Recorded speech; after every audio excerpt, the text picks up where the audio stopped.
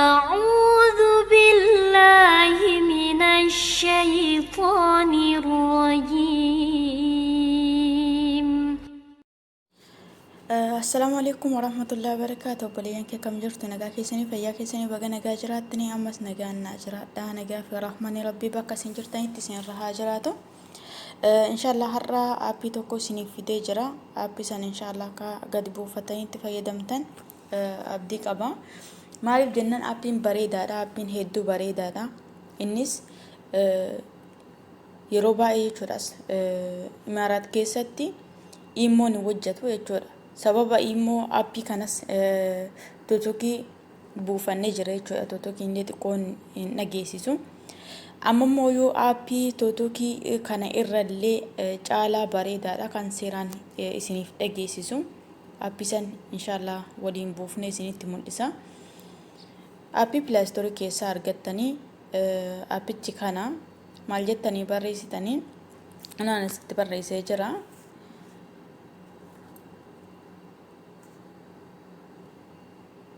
Ifama kun aappichi kanuma jechuudha. Isa kana akkasitti irra tuqxanii ani asitti gadi buusee jira jechuudha.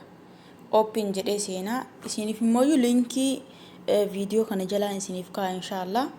Open jedhee seenaa akka WhatsApp'titti isin fayyada jechuudha. Akkuma WhatsApp'titti fayyadamuu dandeessanii sagalee hin ergaa akkuma WhatsApp'ti jechuudha. Video koolii hin bilbila jechuudha hundaayyuu.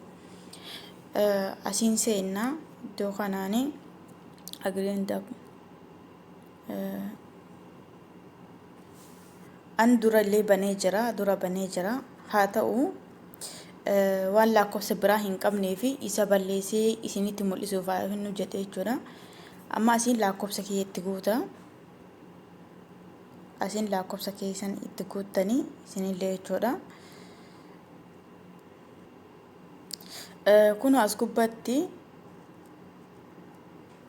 al-Imaaraat jedha keessan jechuudha. Bakka barbaaddan yoo jiraattan asii akkana guutanii biyya barbaaddan irra kaa'achuu dandeessanii jechuudha. Ani guutee jira lakkoofsa kan na seensisa.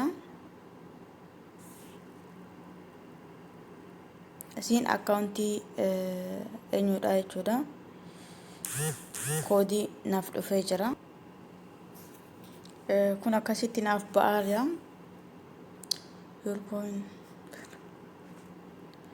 Amma asiin as tuqxanii keessa seentanii jechuudha. Allaa gootanii keessa seentanii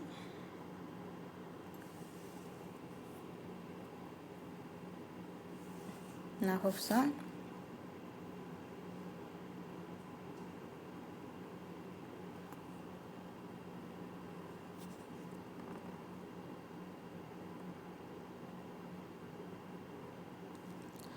Akkasitti okay gootanii akkasitti naaf bu'ee jira jechuudha.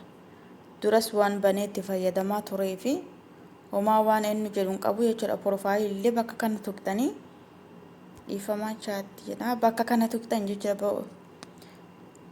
Connecting kan jedhu kana tuqxanii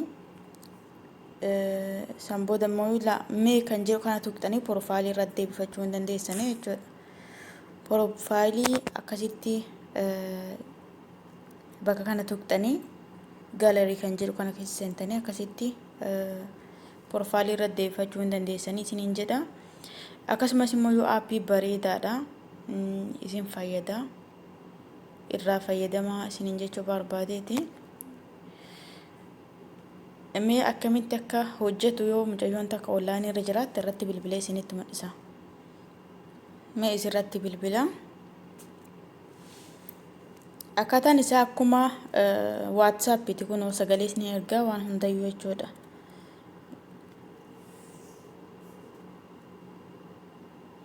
Immoo waan akka hin dhageessisu kun hedduu dhageessisa. Yoo online irra jiraatte isinitti dhageessisa.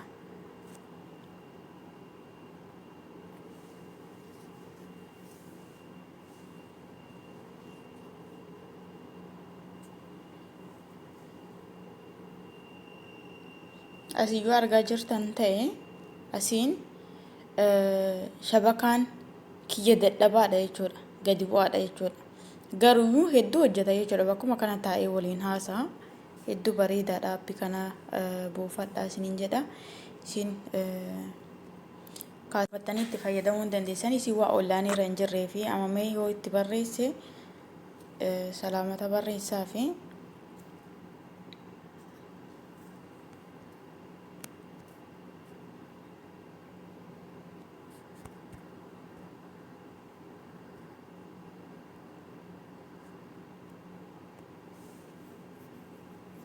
akkanatti isiniif dhufaa jechuudha. Bakka kanaan bulee wayii ta'a.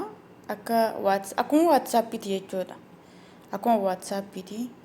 Gadi buufadhaatii irraa fayyadamaa itti fayyadamaa isiniin jedha. Assalaamu alaikum warahmatullahi wabarakaatuh.